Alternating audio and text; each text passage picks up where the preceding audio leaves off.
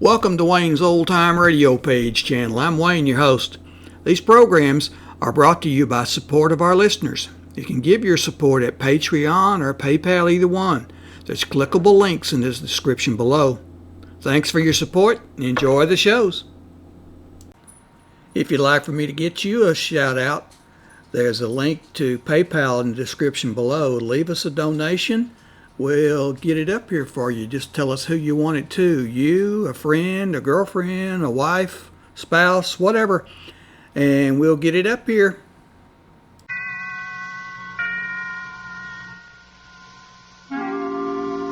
Suspense.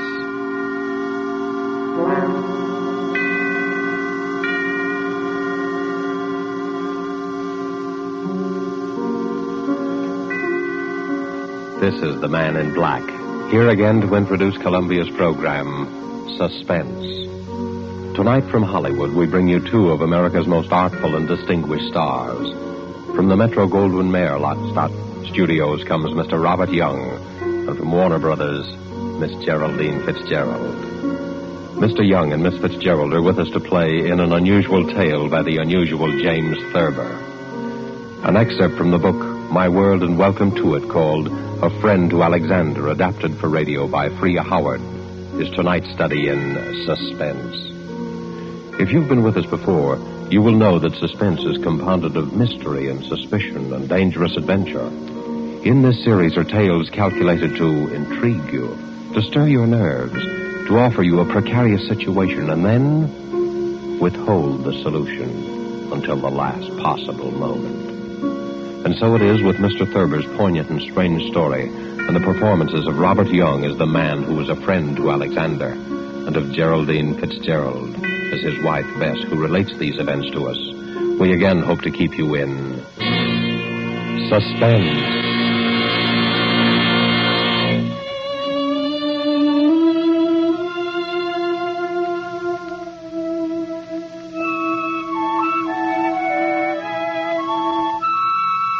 Harry was a laughing, happy-go-lucky fellow before he began to have those dreams. I guess he was pretty much like dozens of other men who go to work every morning, settle down in soft chairs with their newspapers after dinner, and like a weekend in the country now and then. He was fond of easy living and good times. Like everyone else, he talked of the war, rationing tires, and his golf scores. Until those nightmares began to plague him. At first, I was amused. You know, I've been dreaming about Aaron Burr every night. What for? Well, how do I know what for? Aaron Burr is a funny person to be dreaming about nowadays. Why? I mean, with all the countries in the world at war with each other. What's so funny about dreaming? Maybe you're upset. Well, everybody dreams, don't they? I don't see why you'd see Aaron Burr in your dreams. Well, I do. Where do you see him? Oh, places. In Washington Square, or Bowling Green, or on Broadway. Even here on 55th Street? Mostly downtown. I'll be talking to a woman in a Victoria. A woman holding a white lace parasol. Oh. And suddenly there will be Aaron Burr, bowing and smiling and smelling like a carnation, telling his stories about France and getting off his insults. Who is the woman in the Victoria? What? The woman. Who is she? Well, how do I know? You know about people in dreams, don't you? They're nobody at all. Or everybody. Ah, but you see Aaron Burr plainly enough, though. I mean, he isn't anybody or nobody. Or everybody. All right. You have me there, but I don't know who the woman is. Are you sure? What's more, I don't care. Maybe it's Madame Jumel or Mittens Willett or a girl I knew in high school. Who's Mittens Willett? She was a famous New York actress in her day, 50 years ago or so. She's buried in an old cemetery on 2nd Avenue. I've seen the tombstone. That's very sad. Why is it? Oh, I mean, she probably died young. Almost all women did in those days. He's a vile, cynical cad. I was standing and talking to Alexander Hamilton when Burr stepped up and slapped him in the face. When I looked at Hamilton, who do you suppose it was? I don't know. Who? My brother, Walter, one I've told you about. The one who was killed by that drunk in the cemetery. Harry, I never could get that story straight. I've told you about it a dozen times. This drunk came up to him when his back was turned and... What was he doing in the cemetery? That's not the point. He was killed. That's what's important.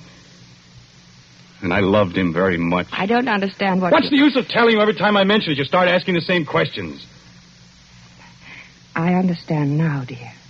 When you looked at Hamilton, he was your brother Walter. Yes. Harry, maybe we ought to go to the country for more weekends. Weekends? Yes. I'm going to bed.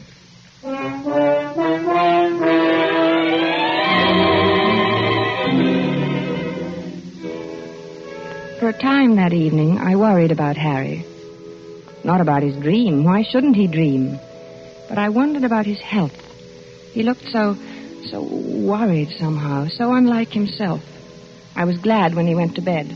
A good night's sleep was just what he needed, I thought. How could I know? The next morning, we were quietly eating our grapefruit when Harry flung down his spoon.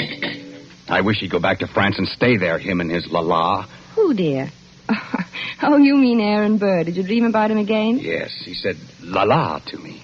Why should he say la-la? I was at the tavern and we were drinking ale, and I said something funny. I don't remember what it was. Something amusing about what Ben Franklin had said to Washington once. It was one of those things, you know. No, I don't. Have some more coffee, dear. I don't want any coffee. I made this remark and everyone laughed. Everyone but Burr, that is. He sort of sniffed, and then he said, la-la. Well, why not? I mean, is there anything wrong about him saying la-la? It was the way he said it. He was sneering at me. They all noticed it. Who, dear? Who noticed? The others, all of them. And Hamilton. I was there with Hamilton. It was swell until Burr came in. Aaron Burr. I don't see why you dream about him all the time. Don't you think you should take some luminol? I'm not sick, I tell you. I know what I'm dreaming. I just thought, well, it's always Burr, and that seems odd. Well, why? Why shouldn't I dream about Burr if I want to? But you don't want to. No, but I can't help it. Everywhere I go with Alexander, sooner or later Burr shows up and makes those nasty remarks. Last night he elbowed Alexander out of his way. Did it deliberately. Alexander? Hamilton. Oh, Alexander Hamilton. Yes, goodness knows I'm familiar enough with him by this time to call him by his first name. Harry, you know, we might go to the old Drovers Inn this weekend. You like it there. Hamilton has become not only my brother Walter, but practically every other guy I've ever liked. Don't you like the old Drovers Inn anymore? Isn't it natural that Hamilton should represent my brother and guys I like? That's natural, isn't it? Yes, I suppose it is. Well, then why are you looking at me like that? You know, dear, I wish you'd go and see Dr. Fox. I don't want to see Dr. Fox. I want Aaron Burr to stop sneering at me in my clothes. He looks at me and his lips curl up and he says, "La, Mr. Andrews, what odd taste you have." I wish you'd go and see Dr. Fox. I'm going to the zoo and feed popcorn to the rhinoceros. That makes things seem right. For a little while, anyway.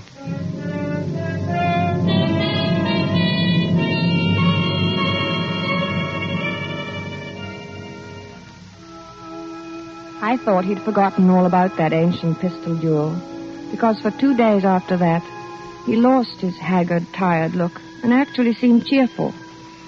But one night, about 5 a.m, he came into my room in pajamas and bare feet. His hair disheveled and his eyes wild. He got him. He got him. The rotter got him. Alexander fired in the air and smiled at him, just like Walter must have smiled. Like Walter?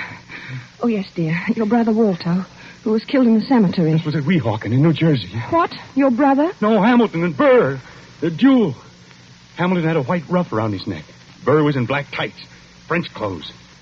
Alexander lifted his pistol and fired in the air and then smiled at Burr. And then that fiend from hell took deliberate aim. He took so long.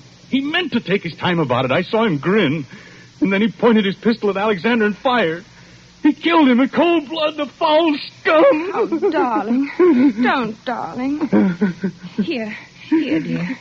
Take some of these pills. I don't want any. Oh, take it. You'll feel better. I don't want any, I tell you. Here, darling. Swallow. Please, swallow. All right. There. That's better. The cad. The rotten, sneaking cad. He grinned just as he fired. And Alexander clutched himself at the stomach. and shook his head and tried to walk forward. Then he fell, with his mouth open as though he wanted to say something. And Burr stood there, grinning.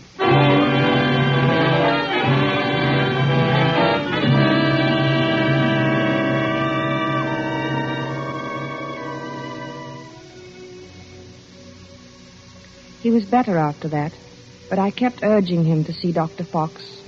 At first he refused, but later he decided to humor me. He was humoring me by this time, and Dr. Fox, too. How you been feeling, Doc? Oh, fairly well, Mr. Andrews. My pulse has been Now, just what seems to be the trouble? Nothing wrong with me. He has nightmares. You look a little underweight.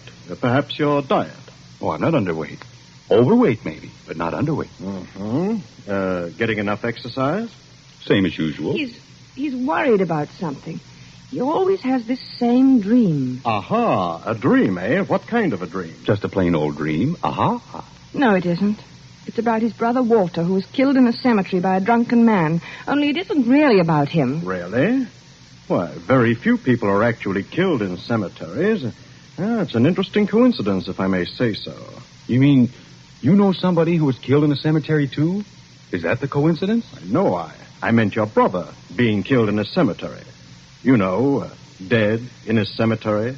A sort of, do you follow me? No.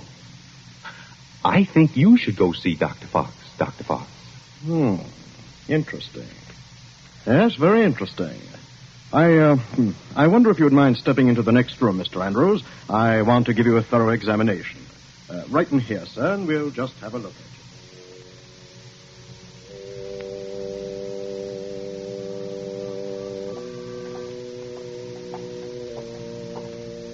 Well, I hope you're satisfied. You heard what he said. There's nothing the matter with me at all. I'm glad your heart is so fine. He said so, you know. He said your heart is fine. Sure, it's fine. My heart's fine. Everything's fine. And you know what I was thinking? No, what? I was just thinking that now that Alexander Hamilton is dead, why, you won't see any more of Aaron Burr. Yeah. Yeah, I guess you're right.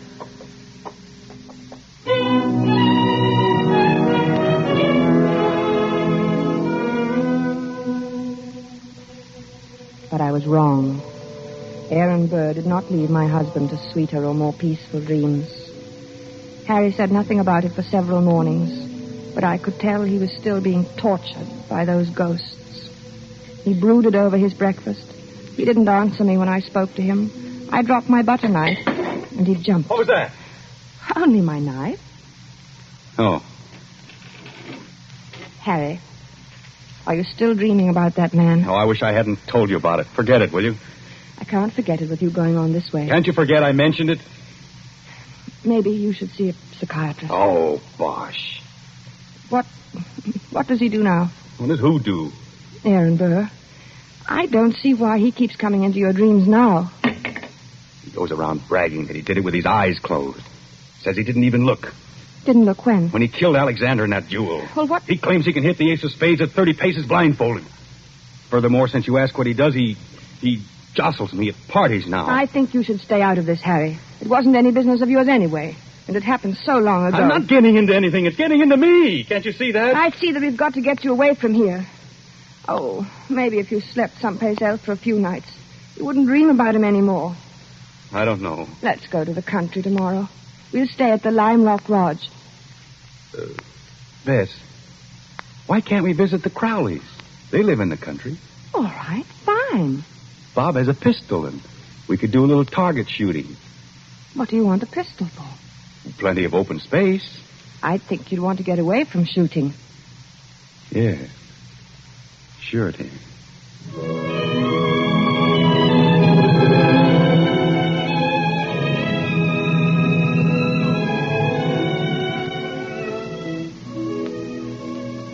The vacation seemed a success at first. When we arrived at the Crowley's house in the cab, I thought I'd left my suitcase at the railroad station. Harry laughed his old normal laugh for the first time in many days as he found the bag and handed it to me. And then he leaned over and kissed me. Good old Connecticut. Oh, Harry, this is wonderful. Oh, we'll have a grand time there. Yes, dear. Hello, Beth. Hi, Harry. Here they come. Good old Bob. Remind me to tell him that rabbit joke. Hello, Madison. I'll take your bags, Mr. Andrews. Thank you, Madison. Good to see you. Thank you, sir. Hello there. Beth, what a wonderful Well, day. Bob, how's the old country squire? Oh, fine. How have you been? Never better. Boy, it's good to be here. Hello, Alice. Well, you two, I'm so glad you've come. It's kind of dull here in the hinterland. Oh, I'm glad, too. Say, wait till you get one of our extra special cold martinis into you. You'll feel ship-shape. Still know how to mix them, huh? Better than ever. Get lots of practice these long country winters.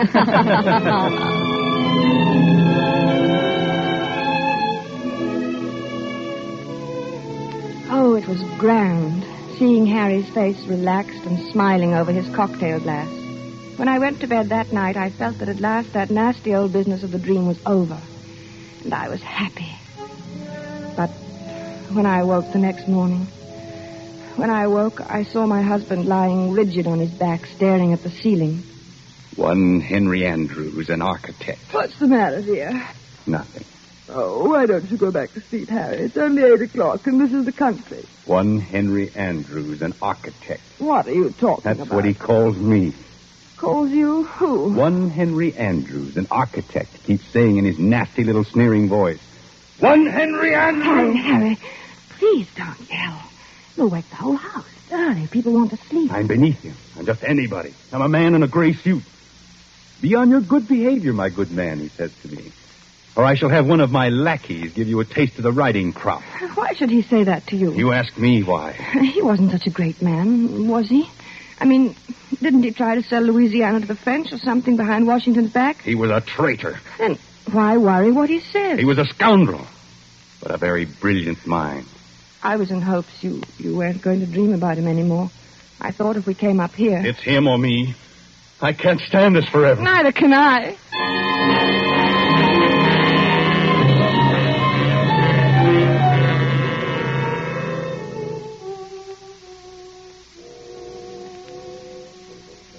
As I had expected, Harry spent most of the afternoon with Bob shooting at targets. At first they just aimed at the paper squares. It all seemed to be good-natured and in fun. After a while, Harry stood with his back to the dead tree trunk on which the targets were nailed. Then he walked 30 paces ahead in a stiff-legged manner, and his face was set in stern lines. His revolver was at arm's length above his head when he turned suddenly and fired. Bob dropped to the ground, scared. Hey, what's the big idea, Harry? But Harry didn't answer. He started to walk back to that dead tree trunk again. Then, with his back to the target, he began marking off the 30 paces. Bob called to him. I think they kept their arms hanging straight down. I don't think they stuck them up in the air. But my husband continued to count off. At the 30th step, he lowered his arm, wheeled about suddenly, and fired from his hip. Hey there, watch out! 2 of the shots missed the tree, but the last one hit it. Like a mechanical man or someone in a trance, Harry began to walk back to the tree again without a word, his lips tight, his eyes bright, his breathing coming fast. And look, it's my turn. But Harry about-faced and stalked on. This time when he fired, his eyes were closed. Poor Bob didn't know what to make of this strange behavior. Hey, good heavens, man, give me that gun, will you? Without a protest, Harry let him have it. For the first time, he spoke. I need a lot more practice, I guess. Well, not with me standing around. Come on, let's get back to the house and shake up a drink. Gee, I've got the jumps. I need a lot more practice.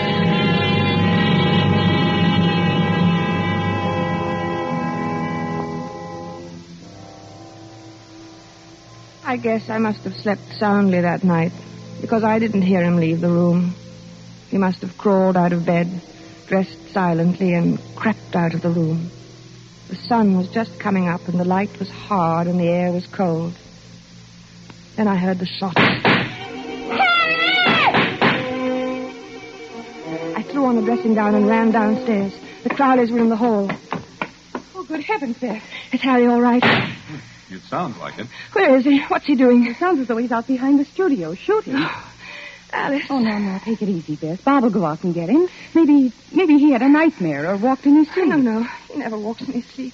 He's awake all right. Well, let's go down and get some coffee. He'll need some. Yes, I'll need some, too. Hey, what the dickens is the matter with him anyway? I don't know. I'm so sorry. Bob, you go get him. At your service, madam, alive or dead. Bob, stop it. Okay, I'll do my best. Come on, Beth. We'll go to the kitchen. What's that noise? Where? In the kitchen.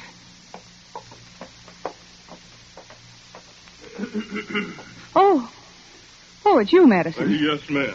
Well, you're shaking. I was just wondering, ma'am. No, it's all right, Madison. You go on back to bed. Clotita was scared, ma'am, and I thought... Well, you tell Clotita that it's all right. Mr. Andrews is shooting a little. He couldn't sleep. Yes, ma'am. Yes.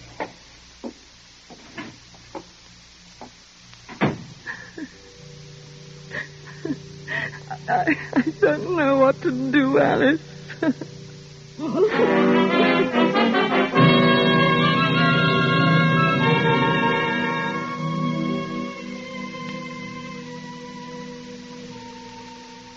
I guess the Crowleys were relieved when the cab came to drive us to the station early that day.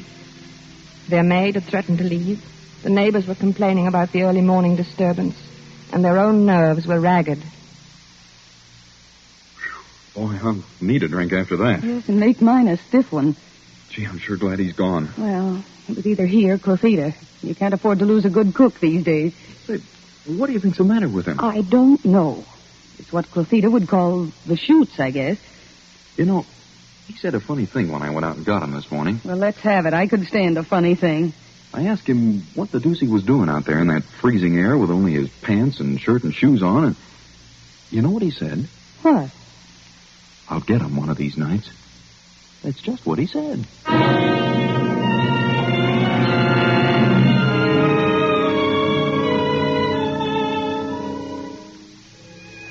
By this time, I was really frightened.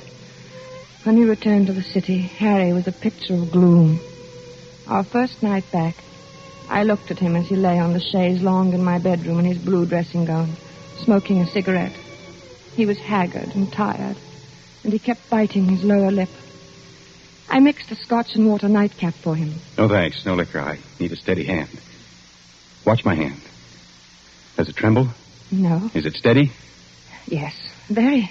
That's good. That's very good. You need a steady hand, you know. For what, dear? Oh, things. Harry, will you sleep in my room tonight? No, you keep shaking me all night to keep me awake. You're afraid to let me meet him. Are you still on that? Why do you think everybody's better than I? I can outshoot him the best day he ever lived. Oh, of course, In the dear. waistcoat. Right next to the middle button. He has 3 big pearl buttons on his waistcoat. Came from France. Why don't you dream about somebody else? Anybody else? Please. You'd like that, wouldn't you? You'd like to have me dream about somebody who wouldn't hurt a fly. Somebody like that. Because you'd know I'd never get in a duel with him. A duel? You're dreaming of a duel now? Ever since Hamilton died. Burr knows I hate him. It's nearly over now. Harry. It's him or me. I'll get him, the rotter. But, Harry... I know I'll get him. See, I have a modern pistol. He has to use an old-fashioned single-shot muzzle loader. Is that quite fair? Fair? What do I care if it's fair or not? Was it fair the way he shot Alexander? Was it? Don't be mad with me, Harry. Oh, I'm sorry, darling. I'm very unhappy. I'm sorry, darling. And I'm worried sick. Oh, I'm sorry, darling. Don't cry. Please don't cry. It upsets me when you cry. I mustn't be upset. I must be very calm and rested. My hand must be steady tonight. Especially tonight. I'm so worried, Harry. Don't worry about me. I'll be all right. I'll be fine. My hand is like a rock.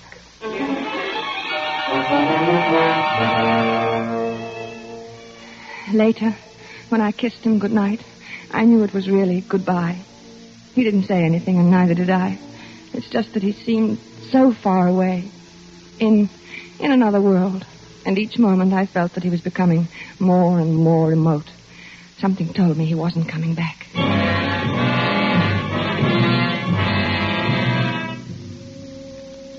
I couldn't sleep.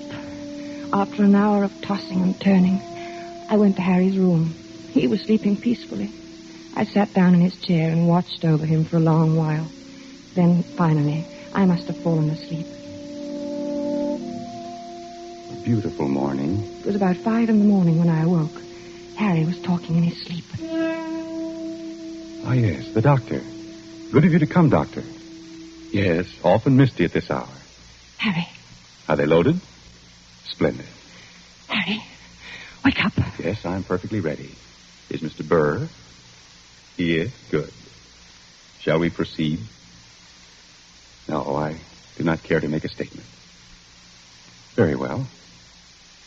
Yes, I understand perfectly. 10 paces. Turn and fire at the dropping of the handkerchief. Yes, 10 paces. Harry. Thank you for acting as my second, Mr. J. Of course, extremely good of you. Very well, then I'm quite ready. 1, 2, 3, Harry. 4, Harry, please. 5, Don't, Harry. 6, Harry. 7, 8, 9, 10. Harry.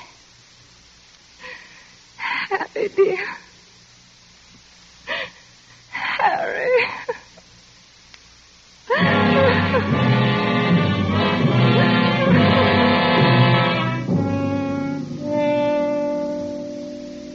Dr. Fox was puzzled when he examined Harry the next morning.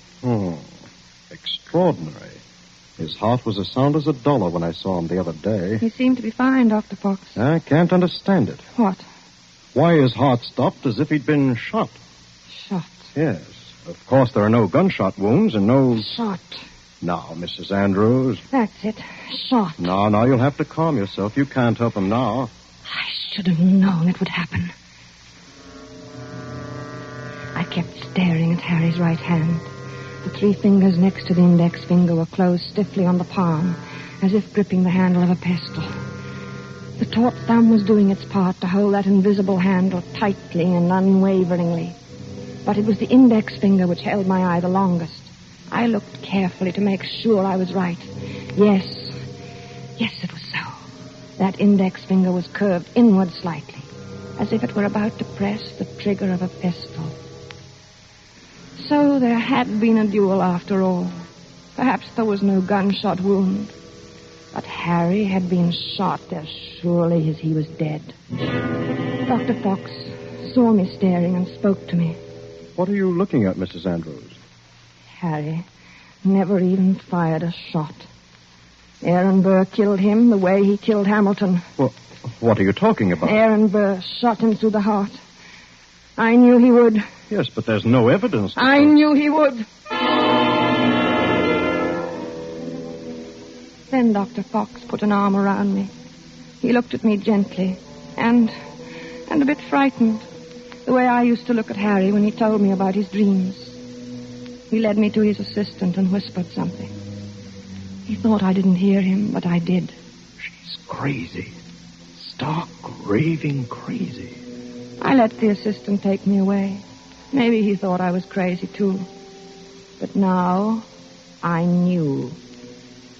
Aaron Burr got Harry, just as he had killed Hamilton in that old quarrel long ago.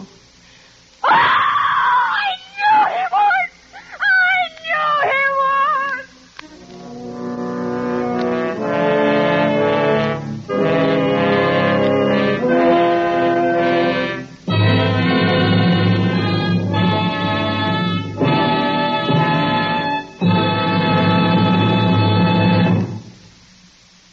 And so closes A Friend to Alexander, starring Robert Young and Geraldine Fitzgerald.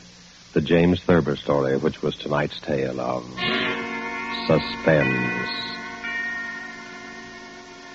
The producer of these broadcasts is William Spear, who with Robert Louis Cheon, guest director, Freya Howard, author, and Bernard Herrmann and Lucienne Marowik, conductor and composer, collaborated in presenting A Friend to Alexander. Now CBS is pleased to announce that beginning August 17th at 10 to 10:30 Eastern Wartime, Mr. Robert Young, whom you've heard as star of tonight's Suspense, will begin a brand new CBS series entitled Passport for Hunter. Passport for Hunter will bring you each week the adventures of an American newspaper reporter among the people of the United Nations, Next week's broadcast will be written and directed by Norman Corwin, with music by Bernard Herrmann. And the star, as we have said, will be Robert Young. This is your narrator, the Man in Black, inviting you to be with us next week at this same time when, with Miss Agnes Moorehead, and with a repeat performance by popular request of the play called Sorry, Wrong Number, we again hope to keep you in suspense. This is CBS, the Columbia Broadcasting System.